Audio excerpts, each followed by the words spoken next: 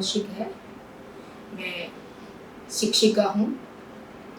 सन 1983 से मैंने पढ़ाना आरंभ किया था और मार्च 2023 में अभी मैं सेवानिवृत्त हुई हूँ। मैंने हिंदी में मास्टर्स किया है। मूल रूप से मैं हरियाणा के भिवानी जिले से संबंध रखती हूँ, परंतु विवाह के पश्चात मैं दिल्ली में पिछले 36 साल से रह रही हूँ। वैसे मेरा टीचर बनने का कोई ऐसा उद्देश्य नहीं था, ना मैंने कभी सोचा था, पर आज अगर मैं पीछे मुड़कर देखती हूँ तो भगवान का धन्यवाद करती हूँ कि मैं शिक्षिका बनी, मुझे शिक्षिका बनने का अवसर मिला, और वो भी लैंग्वेज की शिक्षिका।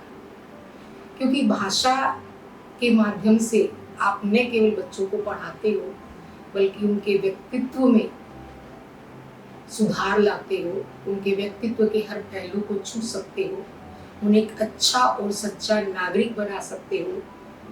भाषा पढ़ाने में बहुत स्कोप होता है, यद्यपि सभी विषयों में स्कोप होता है बोलने का, बच्चों को समझाने का, परंतु मैं ऐसा मानती हूँ कि हिंदी एक ऐसी भाषा है जिसको पढ़ाते समय बच्चों से आप जीवन की बातें कर सकते हैं, दिल की बातें कर सकते हैं। मुझे याद है एक घटना, मेरी एक स्टूडेंट होती थी, शिवानी अग्निहोत्री। पीटीएम चल रहा था, सभी पेरेंट्स बैठे हुए थे, बारी बारी से आकर आगे बात कर रहे थे।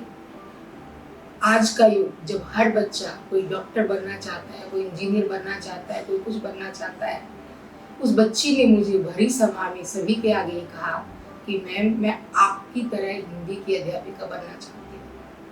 मेरे लिए वो एज ए टीचर अमूल्य पल था। देखो, मैंने अपना जो भी काम किया दिल से किया। मैंने कहा कि मैं उद्देश्य से शिक्षिका नहीं बननी थी, परंतु मैंने जो किया दिल से किया। जब मैं इस प्रोफेशन में आई, मैंने बच्चों को दिल से पढ़ाया, बहुत मेहनत की। विद्यालय के हर पोर्टफोलियो को मैंने संभाला, examination department, morning assembly, inter house activity, inter school activity, international cultural programme और बहुत इवेंट ऑर्गेनाइज की। तो ऐसे अवसर मुझे मिलते रहे जिन्होंने मेरे व्यक्तित्व को न केवल दिखाया, बल्कि मुझे भी आगे बढ़ने का मौका दिया।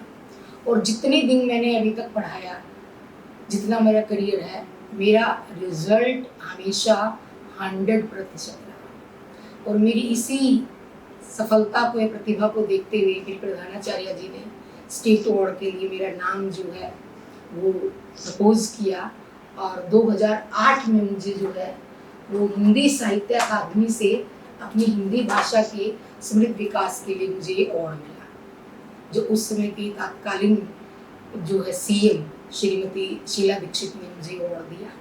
देखो, अब मेरे जो पति हैं वो गुजरात में कार्यरत हैं, विवाह से पहले ही वहाँ रहते थे।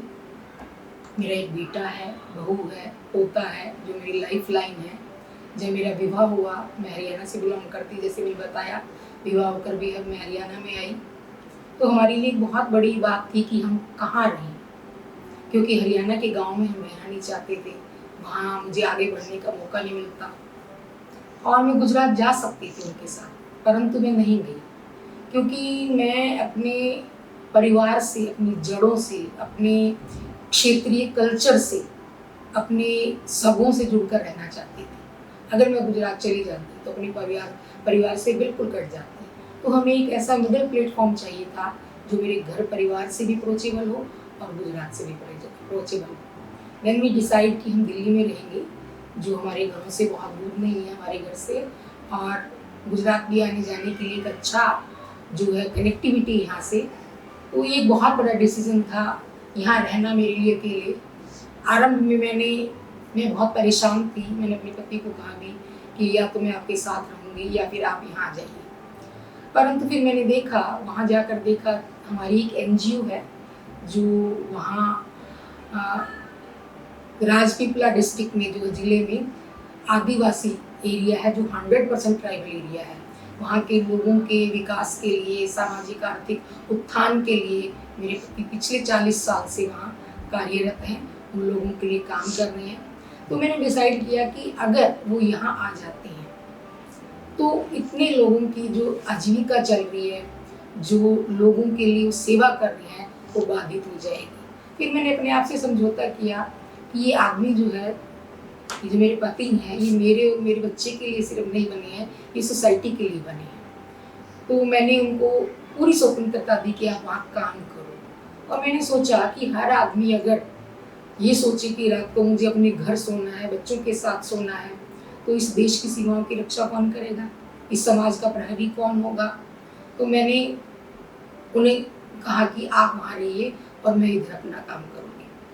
वो उधर विशेष रूप से जो है हेल्थ और एजुकेशन का हमारा काम है।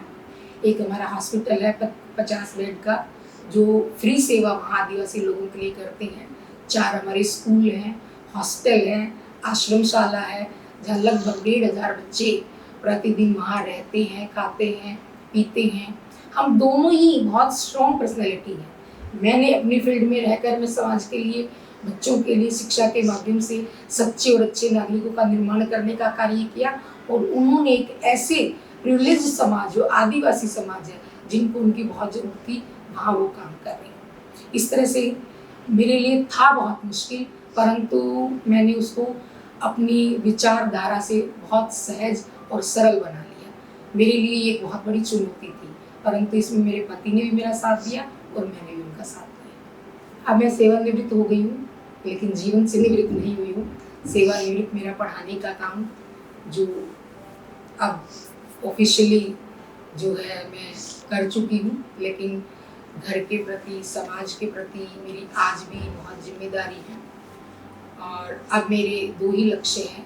एक तो अपने स्वास्थ्य पर ध्यान देना, जो मैं सर्विस के दौरान इतना नहीं दे पाई थी, और दूसरा मेरा लक्ष्य है अब उस आदिवासी विस्तार में जाकर उन बच्चों के लिए कुछ करना जिनके लिए मेरे पति कर रहे हैं। मैंने जो कुछ दिल्ली में यहाँ रहकर जो अपने आप को ग्रो किया, सीखा, जो मेरा अनुभव है, मैं उस इंस्टीट्यूट के साथ, उन बच्चों के साथ अब जो है बांटूंगी और उनको अपलिफ्ट करने में वहाँ संस्था में सहयोग दूंगी। वैसे तो मैंने जो कुछ किया अपनी इच्छा से किया, मुझे अपने जीवन में किसी प्रकार का पश्चाताप रिग्रेट नहीं है, परंतु मुझे कुछ पल याद हैं जब मैंने आरंभ में पढ़ाना शुरू किया। तो 10th क्लास थी, बोर्ड की क्लास थी, बड़ा चैलेंज था। शायद उतनी परिपक्व, उतनी मैच्योर, उतनी अनुभवी मैं उस समय नहीं थी।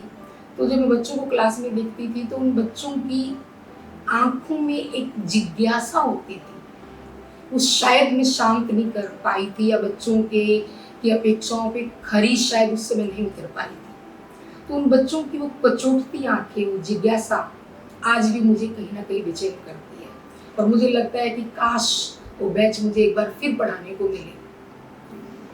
मैं सेवानिवृत्त हो गई हूँ, परंतु जीवन से निवृत्त नहीं हूँ, जिम्मेदारियों से निवृत्त नहीं हुई हूँ। घर के प्रति, समाज के प्रति अभी मेरी जिम्मेदारी है। मैं अपने जो सिटीजन हैं, मेरी जो हम उम्र है, जो अपने आप को रिटायर समझते हैं, उनको यही कहना चाहूँगी कि जब तक जियो, खुलकर जियो, जिम्मेदारियों को निभाओ। Age is just a number जो दिमाग को स्ट्राइक करता है, लेकिन दिमाग से नहीं जीती, मैं दिल से जीती हूँ। आज भी अपने लिए खुलकर जीती हूँ, घूमती हूँ, फिरती हूँ। अभी भी रिटायर होने के बाद मैंने अपने फ्रेंड्स जीवन में जरूर आना चाहिए। Friends are just like oxygen, जो आपको जीने, खुलकर जीने, एक ऐसी जगह, एक ऐसी कंपनी होती है आप जहाँ मन की बात कर सकते हो, खुलकर बोल सकते हो, जो चाहते बोल सकते हो। अभी भी मैं रिटायर होने के बाद अपने फ्रेंड्स के साथ यूरोप ट्रिप पर जाकर आई और खुलकर मैंने अपना जीवन जिया, और ऐसे ही अपना जीवन जीती रहूँगी। और सबको यही कहूँगी कि अपना जीवन जब तक सांस तब तक आस, जब तक जीते हैं हम खुलकर, खूब खुशी से जिए। जिम्मेदारियाँ तो पार्ट ऑफ लाइफ है जो चलती है,